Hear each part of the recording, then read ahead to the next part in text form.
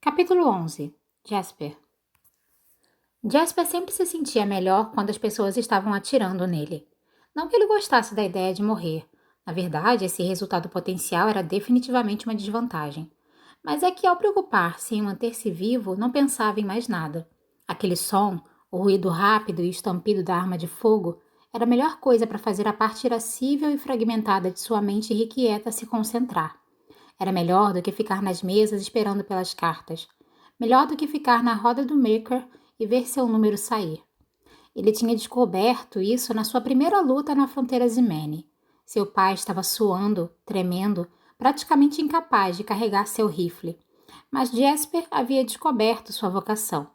Agora ele estava com os braços apoiados no topo da caixa atrás da qual havia se protegido e sentou o dedo no gatilho com os 2 canos. Suas armas eram revólveres Ximenes, que podiam disparar 6 tiros em uma sequência rápida. Uma arma sem igual em Ketterdam. Ele as sentiu esquentando em suas mãos. Cass os havia alertado para esperar concorrência, outras equipes empenhadas em ganhar o prêmio a qualquer custo. Mas era cedo demais para as coisas estarem indo tão mal. Eles estavam cercados, pelo menos um homem abatido, uma embarcação em chamas atrás deles. Eles haviam perdido o transporte para Figerda e, considerando a chuva de tiros, estavam em desvantagem numérica. Supôs que poderia ter sido pior. Eles poderiam estar no barco no momento da explosão. Jasper se agachou para recarregar a arma e não pôde acreditar no que viu. Wylan Van Eck estava curvado na doca, suas mãos macias de mercante sobre a cabeça. Jasper soltou um suspiro, deu alguns tiros de cobertura e pulou de trás da doce segurança de seu engradado. Ele pegou Wylan pela gola da blusa e puxou-o de volta para o abrigo. Jasper lhe deu uma sacudida. Recomponha-se, garoto. Não sou um garoto, Wylan murmurou, afastando as mãos de Jasper com um tapa. Claro, você é um velho estadista. Sabe atirar? Wylan assentiu devagar. Já atirei em alvos de argila. Jasper virou os olhos. Ele agarrou o rifle que estava em suas costas e o enfiou no peito de Wylan. Ótimo. Isso é exatamente igual a atirar em passarinhos de argila, mas quando você acerta nesses aqui, eles fazem um som diferente. Jasper girou. Revólveres erguidos. Uma silhueta se desenhou em sua visão periférica, mas era apenas Cass. Vá para o leste, para a próxima doca. Embarque no cais 22, disse Cass. O que está atracado no 22? O verdadeiro Fairwood. Mas o barco que explodiu era um chamariz. Você sabia? Não. Tome precauções. É o que eu faço, Jasper. Podia ter nos contado. Isso iria contra toda a ideia de um chamariz. Se manda daqui. Cass olhou para Wylan, que permaneceu lá embalando o rifle como um bebê. E garanta que ele chegue inteiro no barco. Jasper viu Cass desaparecer nas sombras. Bengala em uma das mãos, pistola na outra. Mesmo com apenas uma perna boa, ele era estranhamente ágil. Então Jasper deu outra cotovelada em Wylan. Vamos. Vamos? Não ouviu o que Cass disse? Precisamos chegar ao ancoradouro 22. Wylan assentiu em silêncio. Seus olhos estavam aturdidos e tão arregalados que parecia possível navegar dentro deles. Continue atrás de mim e tente não ser morto. Preparado? Wylan sacudiu a cabeça. Então não esqueça o que eu perguntei. Ele colocou a mão de Wylan no gatilho do rifle. Venha. Jasper disparou outra série de tiros aleatoriamente, de modo a não revelar a sua localização. Com um revólver sem munição, ele se lançou para longe da caixa e para dentro das sombras. Ele já esperava que Wylan não o seguisse, mas ouviu o mercador vindo logo atrás, respiração pesada, um assovio baixo em seus pulmões enquanto corriam na direção da próxima pilha de barris. Jasper sibilou quando uma bala passou zunindo por sua bochecha, perto o suficiente para deixar uma queimadura. Eles se jogaram atrás dos barris. Naquele ponto tinha uma boa visão e viu Nina espremida entre 2 pilhas de caixas. Ela mantinha os braços erguidos e quando um dos agressores entrou em seu campo de visão, ela fechou o punho. O garoto caiu no chão, apertando o peito. Contudo, ela estava em desvantagem nesse labirinto. Sangradores precisavam ver seus alvos para derrubá-los. Helvar estava atrás dela, de costas para a caixa e com as mãos atadas. Uma precaução razoável, mas o Figerdano era valioso e por um momento Jasper se perguntou por que Caso tinha deixado em apuros, até ver Nina tirar uma faca da manga e cortar as cordas que prendiam Helva. Ela enfiou uma pistola na mão dele. Defenda-se, disse grunhindo, e então voltou a se concentrar na luta. Má ideia, Jasper pensou. Não dê as costas para um Figerdano irritado. Helva parecia estar pensando seriamente em atirar nela. Jasper ergueu o revólver, preparou-se para derrubar o gigante. Então, Helva se pôs ao lado de Nina, mirando no labirinto de caixas ao longe. Como se tivessem lutado lado a lado. Cass tinha deixado Mathias preso com Nina deliberadamente? Jasper nunca saberia dizer se Cass se safava mais por inteligência e planejamento ou por sorte. Ele deu um assovio agudo. Nina olhou por cima do ombro e seu olhar encontrou o de Jasper. Ele esticou 2 dedos, 2 vezes, e ela assentiu rapidamente. Será que ela já sabia que o Cais 22 era seu destino real? E a Ned? Lá estava Cass de novo, jogando com informações, mantendo um deles ou todos eles no escuro e tendo de adivinhar. Jasper odiava isso, mas tinha de admitir que era bom que ainda tivessem uma maneira de chegar a Figerda. Isso se sobrevivessem para embarcar na segunda escuna. Ele sinalizou para Wylan, e eles continuaram seu caminho, passando pelos barcos e navios atracados ao longo da doca, mantendo-se o mais discretos possível. Lá, ele ouviu gritar de algum lugar atrás dele. Eles tinham sido localizados. Droga, disse Jasper. Corra! Eles correram pela doca. Lá, no cais 22, havia uma escuna elegante, com Fair Rolling escrito na lateral. Era quase sobrenatural quanto ela parecia com o outro barco. Não haviam lanternas acesas dentro dela, mas quando ele e Wylan correram pela rampa, 2 marinheiros apareceram. Vocês são os primeiros a chegar, disse Rory. Vamos torcer para não sermos os últimos. Estão armados? Ele assentiu. Rickon nos disse para ficarmos escondidos até... Isso é inútil, disse Jasper, apontando para os homens correndo atrás deles pela doca e arrancando seu rifle de Wylan. Preciso chegar a um local elevado. Segure-os e distraia o quanto puder. Jasper, começou Wylan. Ninguém passa por você. Se destruírem a escuna, nós já éramos. Os homens que atiravam não queriam apenas impedir os Dregs de deixarem o porto. Eles queriam matá-los. Jasper atirou nos 2 homens liderando o ataque na doca. Um caiu e o outro rolou para a esquerda e se protegeu atrás dos gurupés de um barco de pesca. Jasper disparou mais 3 tiros, então correu até o mastro. Ele podia ouvir mais tiroteio lá embaixo. 10 pés para cima, 20, botas enganchando no cordame. Ele devia ter parado para atirá-las. Estava a 2 pés do ninho do corvo quando sentiu uma lâmina queimar a carne de sua coxa. Seu pé escorregou e por um momento ele pendeu do convés distante, agarrando-se apenas a uma corda com as mãos escorregadias. Forçou as pernas a funcionarem e tentou se firmar na ponta de suas botas. Sua perna direita estava praticamente inútil devido ao tiro, e ele teve de se erguer os últimos metros com braços trêmulos e coração disparado. Era como se seus sentidos estivessem pegando fogo, definitivamente melhor do que uma série de vitórias nas mesas. Ele não parou para descansar.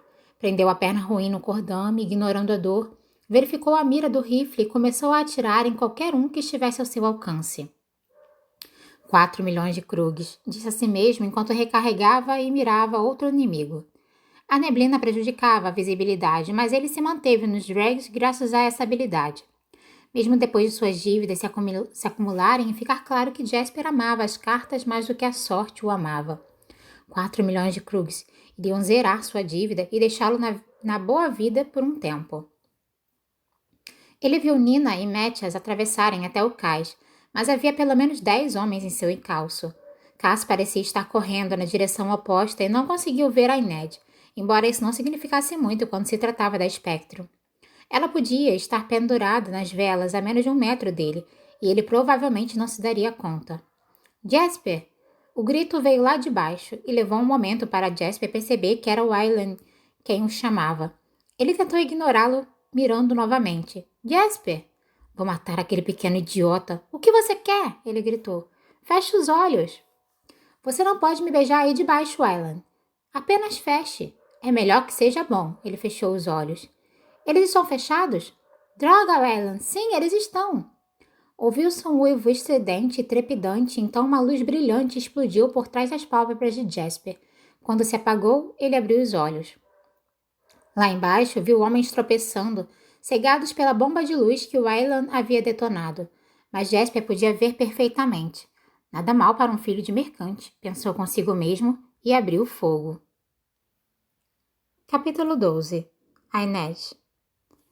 Antes de Inês colocar os pés em uma corda bamba ou mesmo em uma corda de exército, seu pai a ensinou a cair, a proteger a cabeça e minimizar o impacto ao não lutar contra seu próprio impulso.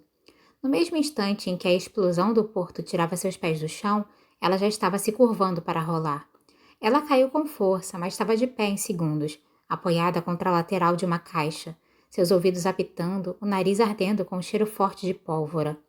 A Inês deu uma rápida olhada em Cass e nos demais, e então fez o que sabia fazer de melhor, desapareceu. Ela só se lançou para cima das caixas de carga, escalando-as como um inseto ágil, seus pés com sola de borracha encontrando aberturas e pontos de apoio. A vista de cima era perturbadora. Os Dregs estavam em menor número e havia homens abrindo caminho dos dois lados.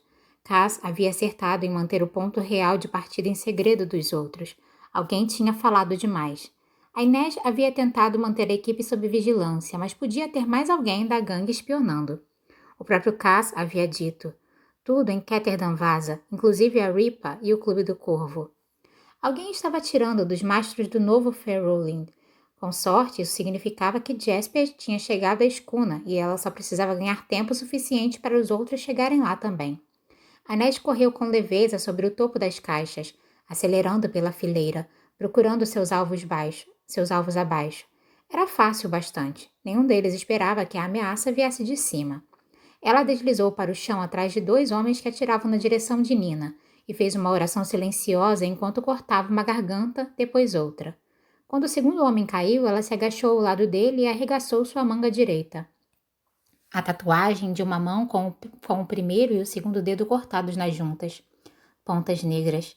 Seria essa uma retribuição ao confronto de Cass e Gilles ou algo mais? Eles não deveriam ter conseguido tanta gente. Ela se moveu para a próxima fileira de caixas, seguindo um mapa mental da posição dos outros atacantes. Primeiro, derrubou uma garota que segurava um rifle enorme e pesado. Depois espetou o homem que a deveria estar protegendo. A tatuagem daquele cara era de 5 pássaros em uma formação de cunha. Gaivotas navalha. Eles estavam enfrentando quantas gangues ao mesmo tempo, afinal? A esquina seguinte era um ponto cego. Será que ela deveria escalar os contêineres de carga para verificar sua posição ou arriscar enfrentar o que quer que a esperava do outro lado? Ela respirou fundo, abaixou-se ao máximo e deslizou pela esquina dando bote. Aquela noite, seus santos estavam generosos. 2 homens atiravam em direção às docas de costas para ela. Ela os despachou com 2 estocadas rápidas. 6 corpos, 6 vidas ceifadas. Ela teria que fazer um bocado de penitência, mas tinha ajudado a equilibrar a batalha a favor dos Dregs. Agora ela precisava chegar à escuna. Ela limpou as facas nas calças de couro e devolveu-as às bainhas. Depois recuou para pegar impulso e correu para o container de carga mais próximo. Quando seus dedos agarraram a borda, sentiu uma dor penetrante debaixo do braço. Ela se virou a tempo de ver o rosto feio de Woman contorcido numa careta de determinação. Toda a inteligência que havia reunido sobre as pontas negras voltou a ela em uma onda nauseante. Woman, capanga corpulento do Gilles, aquele que podia esmagar crânios com as próprias mãos. Ele a puxou para baixo e agarrou a frente de seu colete, torcendo contudo a faca enfiada em seu flanco. A Inês lutou para não desmaiar. Enquanto seu capuz caía para trás, ele exclamou: Gezen, capturei a espectro do Breaker. Devia ter mirado mais alto, disse a Inês arfando. Errou meu coração. Não quero você morta, espectro, disse ele. Você é um prêmio tanto. Mal posso esperar para ouvir todas as fofocas que coletou para o Mãos Sujas e todos os segredos dele também. Adoro uma boa história. Posso te contar como essa termina, disse ela com uma respiração instável. Mas você não vai gostar. Assim, ele a bateu contra a caixa e a dor se espalhou por todo o seu corpo. Seus dedos do pé só roçavam no chão enquanto o sangue jorrava da ferida em seu flanco. O antebraço de Woman estava envolvendo seus ombros, mantendo seus braços presos. Sabe o segredo de lutar contra um escorpião? Ele riu. Mas já falando coisas sem sentido, espectro, não morra tão rápido, preciso te levar para ser remendada. Ela cruzou um tornozelo atrás do outro e ouviu um clique tranquilizador. Ela usava as almofadas em seus joelhos para rastejar e escalar, mas havia outra razão também: as pequenas lâminas de aço escondidas em cada um deles. O segredo, ela ofegava, é nunca tirar os olhos da cauda do escorpião. Ela trouxe o joelho para cima, enfiando a lâmina entre as pernas de Woman. Ele gritou e a soltou, as mãos indo direto para a virilha sangrando. Ela cambaleou para trás da fileira de caixas. Podia ouvir os homens gritando uns com os outros, o estampido dos tiros vindo em rajadas e explosões agora. Quem estava ganhando? Será que os outros tinham chegado à escuna? Ela foi tomada por uma vertigem. Quando tocou na ferida em seu abdômen, os dedos saíram molhados. Muito sangue. Passos. Alguém estava vindo. Ela não podia subir, não com aquela ferida, não com a quantidade de sangue que tinha perdido. Ela se lembrou de seu pai colocando-a na escada de corda pela primeira vez. Suba, Inês. Os contêineres de carga estavam empilhados como uma pirâmide aqui. Se conseguisse subir em pelo menos um deles, poderia se esconder no primeiro nível. Apenas um. Ela podia subir ou podia ficar lá e morrer. A Inês conseguiu clarear as ideias e saltou, dedos se fincando na parte superior da caixa. Suba, Inês. Ela se arrastou ao longo da borda para o telhado de zinco do container. A sensação de deitar ali foi tão boa, mas ela sabia que havia deixado uma trilha de sangue atrás de si. Mais um, disse a si mesma. Mais um estará segura. Ela se forçou a ficar de joelhos e alcançou a caixa seguinte. A superfície abaixo dela começou a tremer. Ela ouviu risadas lá embaixo. Vamos lá, espectro, saia daí. Temos segredos para trocar um com o outro. Em desespero, ela alcançou a borda da próxima caixa e a agarrou, lutando contra uma onda de dor enquanto o container embaixo dela caía. Então ela ficou lá pendurada, pernas balançando indefesas. Eles não abriram fogo, eles a queriam viva. Desça daí, espectro! Ela não sabia de onde vinha a força, mas deu um jeito de se puxar para cima. Deitou na tampa da caixa, arquejando. Só mais uma, mas ela não conseguia. Não conseguia impulsionar os joelhos, não conseguia alcançar, não conseguia nem rolar. Doía demais.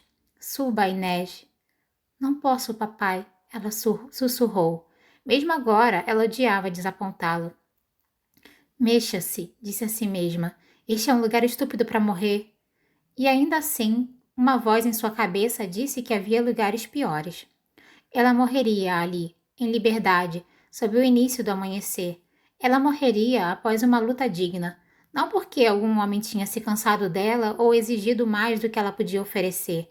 Melhor morrer aqui por sua própria lâmina do que com a cara pintada e o corpo envolto em seda falsa. Uma mão agarrou seu tornozelo. Eles haviam escalado as caixas. Por que não os tinha escutado? Já estava delirando a esse ponto? Eles a pegaram. Alguém a estava jogando sobre as costas. E ela deslizou a adaga escondida na bainha em seu punho. No Beryl, uma lâmina afiada assim era conhecida como aço gentil. Isso significava uma morte rápida, melhor do que a tortura à mercê dos pontas negras ou dos gaivotas na valha. Que os santos me recebam. Ela pressionou a ponta embaixo de seu peito, entre as costelas, uma flecha rumo ao coração. Então, uma mão agarrou seu punho dolorosamente, forçando-a a soltar a lâmina. Ainda não, Inês. A voz rouca de pedra contra pedra. Ela abriu os olhos de repente. Cass. Ele a encaixou em seus braços e saltou para baixo dos engradados, caindo sem jeito, sua perna ruim se curvando. Ela gemeu quando bateram no chão. Nós vencemos? Eu estou aqui, não estou? Ele devia estar correndo. O corpo dela trepidava dolorosamente contra seu peito a cada passo cambaleante. Ele não podia carregá-la e usar a bengala. Eu não quero morrer. Farei o melhor para oferecer outra possibilidade. Ela fechou os olhos. Continue falando, espectro. Não se esconda de mim. Mas é o que eu faço melhor. Ele a apertou com mais firmeza. Basta aguentar até a escuna. Abre os malditos olhos, Inês. Ela tentou. Sua visão foi embaçando, mas ela podia distinguir uma cicatriz pálida e brilhante no pescoço de Cass, bem debaixo da mandíbula. Ela se lembrou da primeira vez que o viu no Menager. Ele pagava a Tante Helen por informações, dicas de ações, conversas políticas ouvidas na cama, qualquer coisa que os clientes do Menager balbuciassem quando bêbados ou em êxtase. Ele nunca visitava as meninas de Helen, embora muitas delas teriam ficado felizes em levá-lo para os seus quartos. Elas diziam que ele lhes causava arrepios. Que suas mãos estavam permanentemente manchadas de sangue sob as luvas pretas, mas ela reconhecia o desejo em suas vozes e o modo como o seguiam com os olhos. Uma noite, ao passar por ela no salão, ela tomou uma atitude tola. Fez uma coisa imprudente. Eu posso ajudá-lo? Ela sussurrou. Ele olhou para ela. Então seguiu seu caminho como se ela não tivesse dito nada. Na manhã seguinte, ela foi chamada ao salão de Tante Helen. Ela tinha certeza de que outra surra ou algo pior estava por vir, mas em vez disso, Cass Breaker estava lá de pé, apoiada em sua bengala de cabeça de corvo, esperando para mudar sua vida. Eu posso ajudá-lo? Disse ela agora. Me ajudar com o quê? Ela não conseguia se lembrar. Havia algo que ela deveria dizer a ele. Não importava mais. Fale comigo, espectro. Você voltou por mim. Eu protejo meus investimentos. Investimentos. Fico feliz de estar sujando sua camisa toda de sangue. Vou colocá-la na sua conta. Agora ela se lembrava. Ele lhe devia um pedido de desculpas. Diga que está arrependido. Pelo quê? Apenas diga. Ela não ouviu a resposta. O mundo tinha ficado muito escuro mesmo.